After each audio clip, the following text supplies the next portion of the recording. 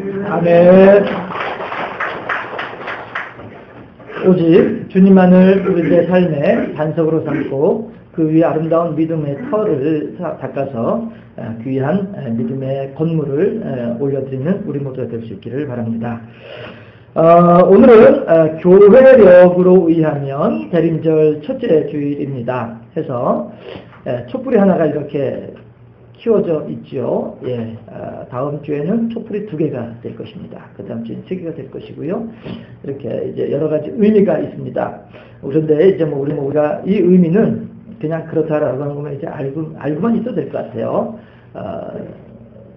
성공회에서만큼 하더라도 아주 이런 의미들에 대해서 정확하게 따져서 이렇게 절기를 지키곤 하는데, 굳이 그렇게까지 할 필요는 없을 것 같고, 그냥 이런 일이 있더라라고 하는 것만 소개만 해드리고요.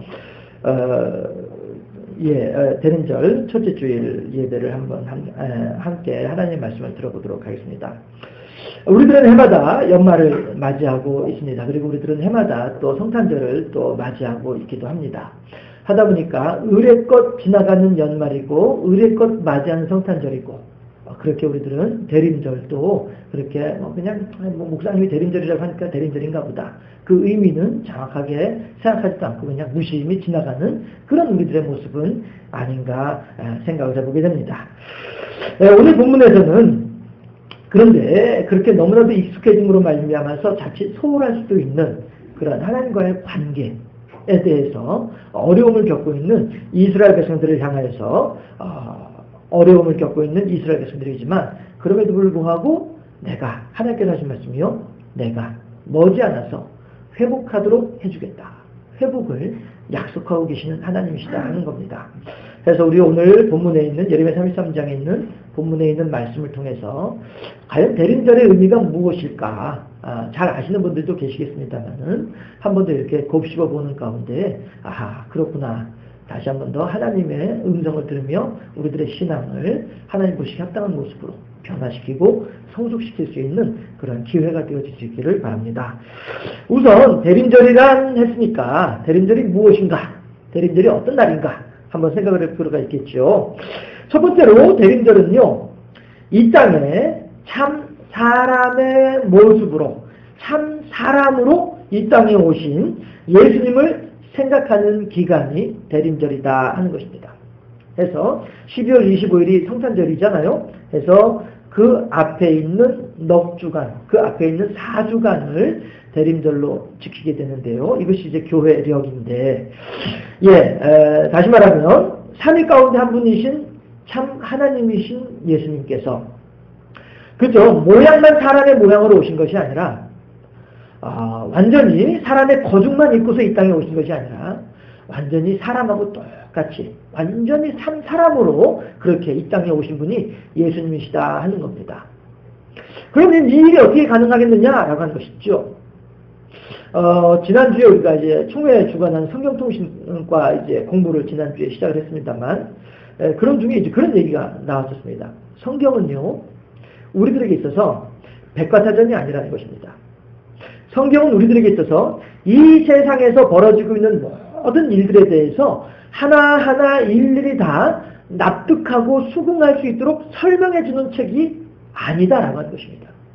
성경은 다만 어디에 관점이 있고 어디에 초점을 맞추고 있느냐 하면, 사람이 하나님께서 이 세상을 창조하셨는데 사람이 하나님을 향해서 어떻게 죄를 범했고, 그래서 하나님으로부터 어떻게 벌을 받았고, 그것을 하나님께서 어떻게 회복시키시며 어떻게 우리들을 완성시키시는가, 부속사라고 하는 측면에서 하나님께서는 초점을 맞추고 성경을 쓰셨던 것이지, 이 세상에 있는 모든 이치와 진리에 대해서 깨달아 알도록 하기 위해서 성경을 제시해 주신 것은 아니다.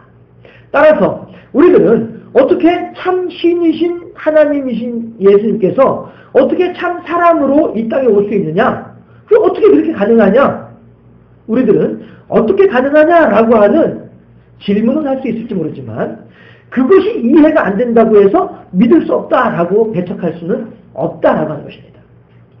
질문할 수는 있되 외면할 수는 없다, 이것이죠. 외면하게 되면 하나님으로부터 멀어지는 것이고, 외면하게 되면, 거절하게 되면 하나님을 떠나는 것이기 때문에 그렇다라고 하는 것입니다. 궁금하죠. 예, 어떻게 그 일이 가능하지? 삼위일체라고 하는 것도 궁금하죠. 어떻게 그게 가능해? 아니, 말로는 삼위가 있는데 그것이 한 몸을 이룬대요. 이게 참 희한하네. 천국 가면 알 거예요. 지금은 우리가 이해할 수 없지만 천국에 가면 알 수 있게 될 겁니다. 마찬가지로 참신이신 예수님께서 이 땅에 참 사람의 모습으로 참 사람으로 이 땅에 오셨다. 이 또한 우리들은 논리적으로는 이해가 안 되어지고 논리적으로는 이게 받아들이기 어려울 수도 있겠습니다만 그냥 믿으면서 천국 가면 이해가 될 거니까. 예. 우리가 그런 마음으로 이 신앙생활에 임해야 할 것이다 하는 것입니다. 그럼 이제 다시 본론으로 돌아와서 우리 속담에 중이 제 머리 못 깎는다 하는 말이 있죠. 예, 오늘 제가 저 산속에 살고 있는 이제 스들에 대해서 지금 한 번 더 이제 언급을 하게 될 것 같은데요. 네. 아무튼 중이 제 머리 못 깎는다라고 하는 말이 있는데 이 말은요, 참 저는 이 복음의 원리에 비추어 보았을 때에 이 속담이 너무나도 정확하게 맞아떨어진다라고 생각이 되어집니다. 예. 미용사들은 여자 미용사들은 거울을 보면서 자기 머리도 잘라낸대요. 대단하죠? 전 그 얘기 들었을 때 놀랐었어요. 아니 어떻게 그런 일이. 저는 그분들은 동료 미용사들한테 가서 서로 이제 품앗이하면서 그냥 공짜로 깎는 줄 알았었어요. 그런데 자기가 거울 보면서 자른다고 하더만요. 예, 참 훌륭한 기술을 가지고 있는데 그러나 스들은 그걸 못한다는 거예요. 예, 그래서 남이 깎아줘야 된다는 거죠. 예, 우리들이 하나님 앞에서 우리들의 죄의 문제가 그러하다라고 하는 겁니다. 자, 보세요. 지금 제 양손에 너무나도 지저분하게 죄라고 하는 것이 붙어 있으면서 아무리 씻어도 닦여지지 않는 죄라고 하는 것이 붙어 있습니다. 그런데 이 손을 가지고 옆에서 죄 때문에 고생하고 있는 사람한테 가서 아이고 고생한다, 수고한다, 힘들지, 내가 죄 좀 씻어줄까? 내가 죄 좀 닦아줄까? 아무리 내가 닦아주려고 한들 내 손에 이 죄가 묻어있는데 이 죄가 묻은 손으로 그 사람의 손을 닦아준들 그 사람의 죄가 닦여지겠냐라고 하는 거예요. 조상의 유전한 망령된 행실을 따라서 우리 모두는 다 죄인인데 어느 누가 나의 죄의 문제는 물론이요 다른 사람의 죄의 문제까지도 어느 누가 해결해 줄 수 있겠느냐라고 하는 것입니다. 아무도 할 수 없습니다. 그렇게 한다면은 이 죄의 문제를 해결하려면은 어떻게 해야 되겠는가?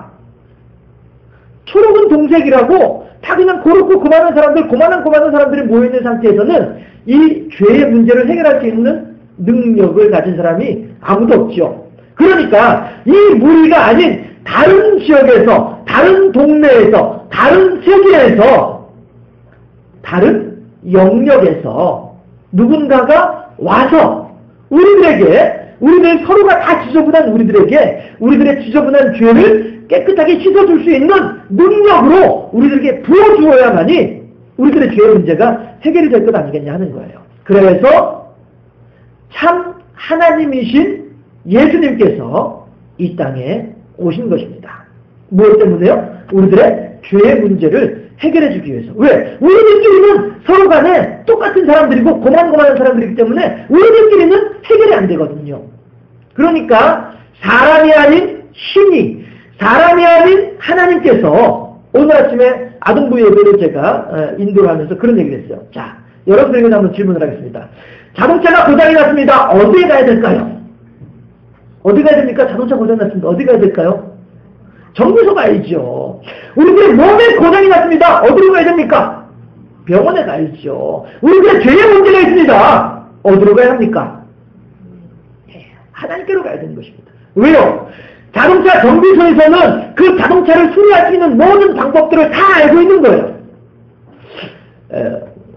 이건 다른 얘기지만요. 우리 사모차가 냄새가 많이 나잖아요. 그쵸? 그래서 제가 그 사모차 냄새 나는 문제 때문에 두 군데 제가 카센터를 가봤거든요. 그래도 해답이 없더라고요. 돈만 엄청나게 들고 해답이 없더라고요. 그래서 포기하고 있다가 얼마 전에 알았어요. 저쪽에 어느 한 곳에 또 가가지고 세 번째 간 거죠. 가가지고 거기서도 또 이렇게 냄새가 나는데 이게 웬일입니까? 그랬더니 그 사람은 정확하게 하더라고요. 인젝션이라고 하는 부속이 고장이 나서 그렇대요. 그런데 그게 한 30-40만 원 한다더라고요. 그러면서 그러지 마시고 웬만큼 탈 만큼 타다가 정 안 되겠다 싶으면 그때 수리하세요. 이러더라고요. 그래서 제가 속이 후련한 거예요. 원인을 알았으니까. 속이 후련하더라. 해서 의사도 마찬가지죠. 의사 타이틀 가지고 있다고 해서 다 의사가 아니잖아요. 훌륭하게 그 상황에 대해서 정확하게 알고 고칠 수 있는 의사가 있잖아요. 그런 이야기 들을 때 참 속이 후련하고 안심이 되잖아요. 이런 것처럼 하나님 마찬가지로 우리들 인생에 있어서 어떠한 문제가 있다 할지라도 오늘 본문에서는 어째서 이스라엘 땅이 황폐해집니까? 어째서 이스라엘 땅에 사는 사람들이 없고 어째 이스라엘 땅에 양들이 한 마리도 없는 이런 거친 땅이 되고 황폐한 땅이 됩니까?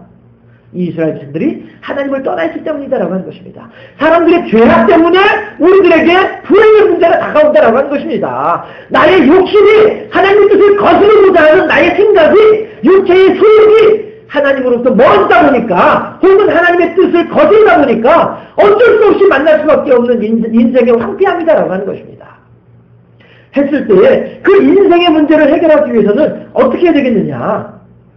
하나님을 찾아갈 수밖에 무슨 방법이 있겠느냐 하는 것입니다. 그러하기 때문에 참 신이신 예수님께서 하나님께서 이 땅에 오실 수밖에 없었더라. 무엇 때문에요? 우리들의 죄의 문제를 해결하기 위해서.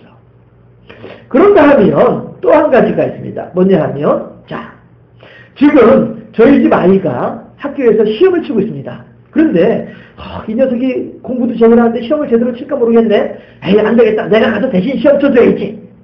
될 말인가요? 예? 우리 집 아이가 평상시에 공부 안 하고 판판히 놀았던 걸 뻔히 아는데 이번에 중요한 시험인데 그 시험을 분명히 얘가 하면은 망칠 것 같아. 그러니까 내가 대신 시험 쳐줘야 되겠다. 이게 가능한 일이겠냐고요? 아니죠? 예. 사람의 죄의 문제는 사람 스스로 해결해야지 누군가가 대신 해결해 줄 수 있는 문제가 아니다라고 하는 거예요. 그러기 때문에 예수님께서는 어떻게 오셨어요? 참 사람으로 이 땅에 오신 거예요. 10달 동안 마리아 뱃속에 있으면서 태투를 통해서 온갖 양식을 다 받으면서 마리아가 걱정할 때 예수님도 같이 걱정하시고요. 마리아가 근심할 때 같이 근심하고 마리아가 기뻐할 때 같이 기뻐하며 우리 조상들은 태교라고 하는 것을 신경을 써서 하셨잖아요. 해서 임신을 하게 되면 얘야 늘 좋은 생각만 해라. 얘야 나쁜 생각하지 말아라. 이게 왜 그래요? 태교 때문에 그렇잖아요. 그런데 심리학적으로도 이것이 인정이 되고 있는 거예요. 태내 환경이라고 하는 말로 그 엄마가 아이를 임신하고 있을 때에 얼마만큼 스트레스를 받았는가, 그 엄마가 아이를 임신하고 있을 때 어떠한 불안을 겪었던가, 이런 것들에 따라서 아이가 그대로 영향을 받아서 나중에 자라나면서도 무심히 성장해가는 가운데에도 그런 것이 나도 모르게 불쑥불쑥 나의 외형적으로 드러나지게 되더라 하는 것입니다. 해서 한 사람을 심리적으로 상담을 하고자 할 때는 그 부모들까지도 같이 상담을 해야 되고 그 부모들의 삶의 환경들까지도 같이 조사를 해야 해서 적어도 3대 이상은 다 같이 한눈으로 볼 수 있어야 이 한 사람의 문제를 정확하게 볼 수 있다. 이것이 많은 심리 상담가들의 결론이더라 하는 것입니다. 그만큼 엄마의 태내 환경은 중요하다고 하는 것이죠. 예수님께서는 그러한 중요한 태내 환경조차도 다 경험을 하시면서 이 땅에 10달 만에 응애하고 태어나신 거예요. 탯줄 달고 태어나신 거예요. 이렇게 예수님께서는 우리들의 죄의 문제를 해결하기 위해서 초록은 동생이라고 다 비슷비슷한 사람들끼리 중의 재벌을 못 깎는다고 우리들 스스로는 죄의 문제를 해결할 수 없기 때문에 바깥에서 외부에서 다른 영역에서 오신 분이 필요한데 그분이 바로 참 하나님이신 예수님이시더라. 하나님은 우리를 창조하신 분이시기 때문에 우리들의 죄의 문제까지 다 어떻게 해결할 수 있는지를 방법을 알고 계신 분이시기 때문에 그 하나님께서 이 땅에 우리들의 죄의 문제를 해결하기 위해서 와주셨더라.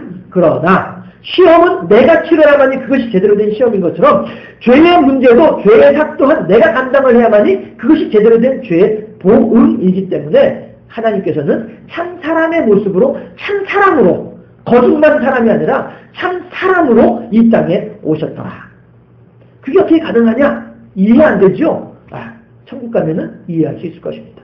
다만 중요한 것은 예수님께서 사람의 죄의 문제를 해결하기 위해서 참 하나님이신 예수님께서 참 사람으로 이 땅에 오셨다. 이거 하나는 이 대림절 기간 동안에 반드시 기억하실 수 있기를 바라고 또 대림절 기간뿐 아니라도 우리들이 살아가는 모든 삶의 상황 속에서 그 예수님을 늘 염두에 두고 기억하며 예수님께 감사하는 삶을 살아가는 우리 모두가 되어줄 수 있기를 주님의 이름으로 축원합니다.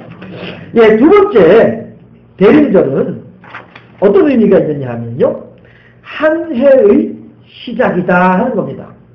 아니 목사님 무슨 말씀을 그렇게 하세요? 아직도 이제 12월 한 달, 이제 12월 1일이라서 아직도 한 해가 시작되려면은 한 달이나 남았는데 무슨 얘기입니까? 하실 수 있겠죠.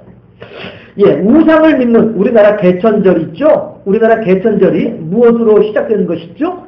단군 왕검이 이 땅에 나라를 건축이란다. 나라를 건국한 그때를 기준으로 해가지고 단기 몇 년 이렇게 나오죠. 지금 거의 한 4,400 얼마 정도 되지 않을까 싶은데요. 예, 단기 몇 년 이렇게 이야기를 합니다.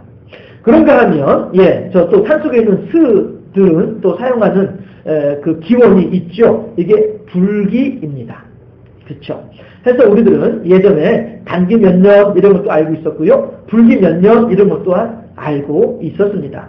그러나 서력 기원, 서양의 달력을 기원으로 하는 서기를 우리 많은 사람들은 사용을 하고 있습니다. 그런데 그 서기는 무엇을 기준으로 하느냐 하면 예수님께서 이 땅에 오신 것을 기준으로 서기가 시작이 되어집니다. 해서 예수님께서 오시기 이전에 거기에는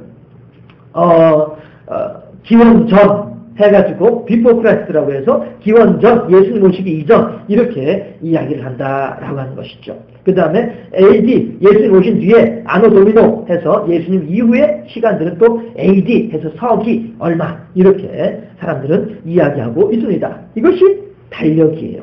그런가 하면 또 달력에는 음력이 있고 양력이 있죠. 그리고 또 한 가지 아주 복잡한 것이 성경에 보면은 유대인들이 사용하는 유대력이라고 하는 것도 있습니다.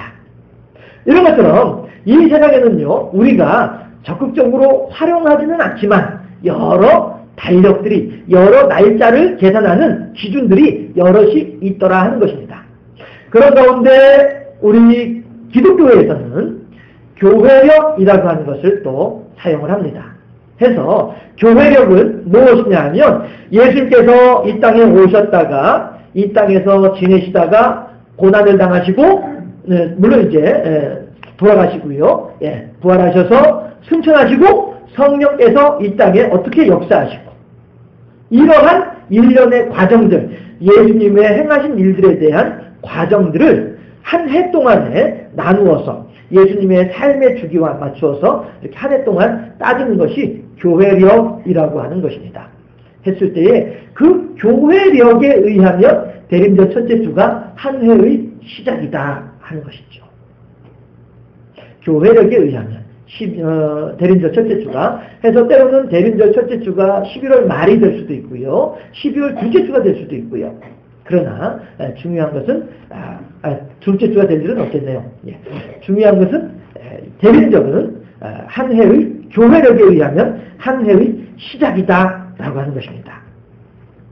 이 말은 무슨 이야기냐 하면 양들은요, 목자가 인도하는 대로 잘 따라갈 때에 그 양은 행복할 수 있습니다. 우리 장로님 기도하셨던 것처럼 양들은 목자의 인도함을 잘 따라갈 때에 쉴만한 물가 푸른 초장을 만날 수 있다 하는 것이죠. 나 목자가 따라가는데 목자 데려가는데 나 가기 싫어. 거기 너무 힘들어. 나 안 갈래. 난 여기 편한 데로 갈래. 내가 가기 좋은 길로 갈래. 자기 마음대로 양들이 자기 마음대로 자기의 길을 가게 되면 그 양은 결코 푸른 초장을 만날 수가 없지요. 왜요? 목자는 어디에 가야 푸른 초장이 있고 어디에 가야 잔잔한 물가가 있는지를 목자는 잘 알고 있거든요. 하기 때문에 비록 지금 내가 힘들고 비록 지금 내가 어렵다 할지라도 목자의 인도함을 따라 가기만 하면 거기에는 분명히 내게 맛이 있는 꿀이 있는 풀밭이 나타난다는 하는 것입니다. 사망의 음침한 골짜기를 지나치라고 해를 두려워하지 않으면 뭐라고요? 주의 지팡이와 막대기가 나를 안위하시나이다. 그렇지 않아요? 너무너무 무서워요. 너무너무 힘들어요. 그럼에도 불구하고 주님의 인도하심을 따라가기만 하면 어떠한 위해도 어떠한 어려움도 어떠한 상처도 내게 임하지 않는다는 거예요. 왜? 주의 지팡이와 막대기가 지켜주고 계시기 때문에. 오늘 본문에서는 바로 그러한 황폐했던 이곳에 이스라엘 백성들이 하나님의 말씀으로 순종하고 하나님의 뜻에 회복함으로 말미암아서 이 땅이 풍성해지고 되고 이 땅이 풍족해지게 되는 것을 이야기하고 있다라고 하는 것입니다. 여러분, 대림절은 한 해의 시작을 알리는 날이라고 했습니다. 우리 또한 우리들의 삶의 기준을 예수님에게 맞춘다고 한다면, 교회력이 예수님에게 그 기준을 맞추는 것처럼 우리 또한 우리들의 삶의 기준을 예수님에게 맞춘다고 한다면, 이 이스라엘 백성들이 그들의 삶의 기준을 하나님께 맞춤으로 말미암아 그들이 풍족해지게 되고 넉넉해지게 되는 것처럼, 교회력이 예수님을 기준으로 맞추어서 1년의 행사들이 이루어지게 되는 것처럼 우리 또한 우리들의 삶을 하나님께 맞추게 된다고 한다면, 우리들의 삶의 기준을 신앙에 맞추게 된다고 한다면 우리들이야말로 이 세상 어느 누구보다도 복되고 어느 누구보다도 행복한 삶을 살아가게 될 줄로 믿습니다. 우리가 이 대림절의 기간 동안에 우리들 인생의 기준이 되어주시고 우리들 삶의 모범이 되어주신 그 예수님을 향하여서 아름다운 신앙을 고백하는 가운데 하나님이 예배해 놓으신 바 분복의 풍성을 누릴 줄 아는 우리 모두가 될 수 있기를 주님의 이름으로 축원합니다. 마지막으로 대림절은요, 하나님의 구원의 계획이 예수님의 재림을 통해서 완성될 것을 말씀해 주고 계십니다. 우리들은 예수님께서 이미 한 번 왔다 가신 것을 알고 있죠. 그리고 우리들은 또한 그 예수님께서 다시 오신다라고 하는 것 또한 알고 있죠. 그렇죠? 그래서 수화에서는요, 재림이라고 하는 말을 어떻게 사용을 하느냐면은 여기서 이렇게 공중에서 손가락 두 개를 가지고서 두 번이니까 올려서 한 바퀴 딱 돌려서 내려오는 것. 이것이 재림이에요. 이게 재림이라고 수화에서는 이렇게 표현을 합니다. 예수님께서 한 번 오시고 두 번째 오신다 해서 재림이 되는 것이죠. 그러면 처음에 오셨던 예수님께서는 왜 오셨을까요? 십자가에 달려 돌아가시기 위해서 오셨습니다. 첫 번째 항목에서 그랬죠? 우리들의 죄의 문제를 해결하기 위해서 오신 분이 예수님이다. 이제 우리들은 누구든지 예수님께서 우리들의 모든 죄를 사해 주실 것에 대해서 믿기만 한다면 우리들은 이제 죄로부터 자유함을 얻을 수가 있습니다. 그렇지만 어저께 손을 씻었다고 오늘 손 안 씻어도 되나요? 그저께 양치질 했으니까 오늘도 양치질 안 해도 된다라고 이야기하면은 어떻게 되겠나요? 예, 물론 우리 집에 두 사람이 있습니다. 제일 나이 어린 사람하고 제일 나이 많은 사람하고 두 사람이 그저께 제일 나이 어린 사람도 양치질은 잘하네요. 저만 잘 안 하는 모양인데. 아무튼 간에 웃자고 한 얘기인데 여전히 안 웃으시는 강심장을 가지신 우리 교우 여러분들이요. 예, 저 양치질 잘해요. 어쨌든 간에 사람이 한 번 죄를 씻었다고 해서 한 번 죄를 회개했다고 해서 다시는 죄를 안 짓느냐? 그건 아니란 거죠. 우리의 인생의 문제는 여기에 있거든요. 어저께 지은 죄인데 오늘 또다시 짓고 어저께 내가 그렇게 울며불며 회개했는데 오늘 또다시 내가 회개할 수밖에 없고 이것이 우리들 인생의 문제란 말이에요. 얼마나 연약하고 얼마나 나약한가 하는 것이죠. 해서 다시 오시는 예수님께서는요, 이 우리들의 죄의 문제를 완전하게 해결하시기 위한 우리들로 하여금 죄가 없는 세상으로 데리고 가기 위한 전혀 오염되지 아니한 말 그대로 무균실로 우리들을 인도하기 위해서 어떠한 오염된 것도 없고 어떠한 지저분한 것도 없고 어떤 사특 것도 없는 오직 하나님을 향해서 순수하고 하나님을 향해서 순결하며 하나님을 향해서 정결한 그곳으로 우리들을 데리고 가시기 위해서 다시 오신다 하는 거예요. 처음 오셨던 주님께서는 우리들의 죄의 문제를 해결하기 위해서 오셨고요. 다시 오시는 그분께서는 우리들을 깨끗한 곳으로 정결한 곳으로 죄가 없는 곳으로 데리고 가기 위해서 다시 오신다라고 하는 것입니다. 그러면 우리들은 지금 이 시간에 어떻게 해야 될까요?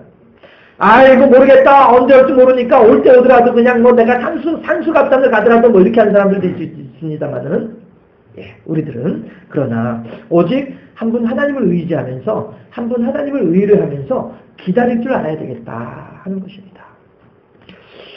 요즘에 그 젊은 사람들한테 아주 그 증문즉답이라고 하는 이름으로 아주 인기가 있는 또 이제 그 법륜이라고 하는 이름을 사용하는 저 스가 또 한 분이 있어요. 이 양반이 한번 제가 그 양반이 그 이야기 가르침하는 그런 내용들을 제가 한번 본 적이 있었는데 뭐라고 얘기했냐면 한 사람이 그렇게 물어봐요. 스님, 스님들은 왜 고기를 안 잡습니까? 이렇게 물어봐요.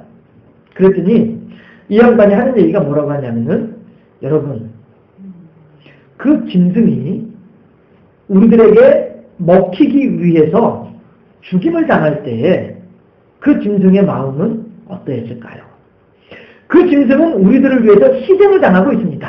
이렇게 얘기를 해요. 그러면서 하는 얘기가, 그러면 여러분들이 만약에 그 짐승이 되어져서 그렇게 누군가의 고기가 되기 위해서 죽임을 당한다고 한다면 여러분들의 마음은 어떠할까요? 이렇게 질문을 하더라고요. 그러므로 고기는 안 먹는 것이 좋습니다. 이렇게 말을 해요. 한편으로는 참 멋있는 말이고 참 명쾌한 대답인 것처럼 보여요. 그러나 그 말에는 한 가지 문제가 있습니다. 어떤 문제냐 하면, 사람하고 짐승을 동급으로 취급하더라 하는 것이에요. 사람과 짐승이 동급인가요? 예?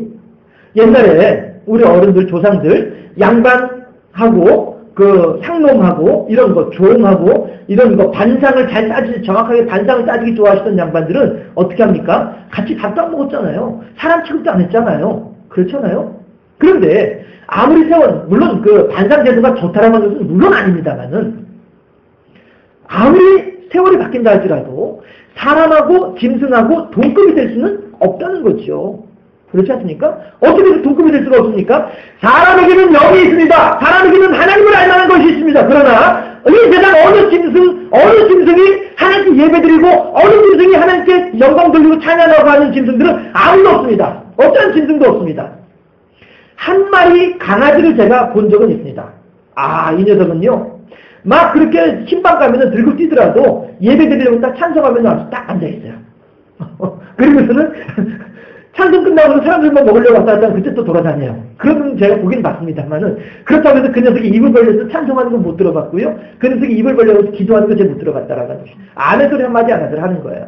그거 왜 그래요? 그냥 사람들이 가만히 앉아있으니까 따라서 앉아있는 것 뿐이고, 사람들이 움직이니까 같이 움직이는 거예요. 뭐 어떤 영이 있어서 예배드리고 그렇게 하는 거 아니란 말이에요. 그런데 그 아저씨는 사람과 짐승을 동급으로 놓고도 그렇게 얘기를 하더라고요. 그건 아니지 않냐 하는 것입니다. 물론 사람이 욕심껏, 자기의 욕심껏 남들이 고기 한 점 먹을 때 나는 세 점, 네 점 먹어야지 이러면서 욕심껏 먹는 이거는 안 좋지요. 그러나 하나님께서는 뭐라고 말씀하십니까? 예수님을 통해서 우리들에게 내가 너희를 사랑한 것 같이 너희도 서로 사랑하라라고 하시는 거예요. 나의 유익을 위해서 누군가를 희생시키라고 하시는 말씀이 아니고, 내가 좋기 위해서, 내가 행복하기 위해서 누군가를 발전이라고 말씀하신 하나님이 아니란 말씀이에요. 다만 사람들이 그럼에도 불구하고 누군가를 괴롭히고 누군가를 어렵게 만들고 누군가를 힘들게 만드는 것은 그의 본래적인 죄악된 습성 때문이지, 사람하고 짐승을 동급으로 놓을 것은 아니지 않느냐 하는 것입니다. 해서 하나님께서는 우리들에게 있어서 무엇을, 이 세상에 있는 모든 것들은 존재하는 목적이 다 따로 있는데, 하나님께서는 우리들을 위해서는 어떠한 목적으로 이 세상에 태어나게 하셨다고요? 바로 초림하신 예수님과 재림하실 예수님 사이에서 우리들에게 부르시는 목적이 있는데, 그 목적은 무엇이냐면은 넘어지고 깨지고 쓰러진다 할지라도 다시 믿음으로 일어서고, 또다시 넘어지고 깨지고 또 쓰러진다 할지라도 믿음으로 또 일어서고 하는 이러한 끊임없는 싸움, 그러나 지지 않는 싸움. 홍수환이라고 하는 권투 선수가 4번을 넘어지더라도 5번이라도 일어나가지고 마지막 한 방을 날려서 그 사람을 돌려 쓰러뜨리는 승리하는 승리자. 이 승리자가 되기 위해서 하나님께서 우리들을 부르셨다는 것입니다. 장로님들께서 지난주에 세례교육을, 세례문답을 하시면서, 지난번에 세례문답을 하면서 세례받는 사람들한테 이렇게 물어봐요. 사람의 제일 되는 목적이 무엇인가? 웨스트민스터 소요리 문답의 제1번 첫 번째 질문이거든요. 사람의 제일 되는 목적은 하나님을 즐거워하고 영원히 그를 기뻐하는 것이다. 하나님을 영화롭게 하고 영원히 그를 즐거워하는 것이다. 이것이 웨스트민스터 소요리 문답의 제1조항이다라고 하는 것입니다. 하나님은 그렇습니다. 우리들로 하여금 이 세상을 살아가는 가운데에 비록 죄악으로 말미암아서 또 넘어지고 또 깨지고 쓰러진다 할지라도 하나님을 영화롭게 하며 그렇게 죄인임에도 불구하고 예수 그리스도의 십자가를 붙잡고 다시 와서 주여 죄인입니다. 용서해 주시니 감사하고 제가 다시는 이 죄를 범하지 않게 하옵소서. 비록 내일 또다시 그 죄를 범한다 할지라도 오늘 내가 진심으로 하나님을 향해서 그 죄를 미워하며 그 죄에 대해서 회개하는 가운데에 그렇게 순종하는 가운데 하나님을 영화롭게 하고 하나님을 기쁘시게 하는 사명을 감당할 수 있다는 것입니다. 여러분, 우리들의 목적은 거기에 있는 거예요. 우리들의 목적은요, 마귀를 5마리 때려잡았습니다. 마귀를 100마리 때려잡았습니다. 이거 가지고서 하나님 앞에 훈장받는 것이 아니고, 하나님, 저 사도노기 했어요. 하나님, 저희 300번 넘어졌지만은, 그래도 301번째 또 일어났어요. 하나님, 제가 오늘도 마귀에게 졌습니다마는, 그럼에도 불구하고 예수를 믿는 믿음으로 또다시 일어납니다. 이것이 우리가 끊임없이 이 세상을 살아가는 동안에 우리들에게 맡겨진 사명이다 하는 거예요. 하나님께서 우리들에게 이 일을 감당하라고 우리들을 이 세상에 하나님 믿는 사람으로 불러주셨다 하는 것입니다. 예수님의 다시 오신 것에 대해서 생각하는 대림절에 우리들은 예수님의 재림을 소망하면서 오늘을 믿음으로 승리하는 삶을 살 수 있기를 주님의 이름으로 축원합니다. 쉽지 않습니다. 어렵습니다. 그러나 끝까지 하나님 붙잡는 가운데 믿음으로 승리할 때 하나님께서는 영광 받으시고 우리들에게 하늘의 신령한 은혜와 은사로 함께 하실 줄로 믿습니다. 기도하겠습니다. 좋으신 아버지 하나님, 대림절 첫 번째 주일입니다.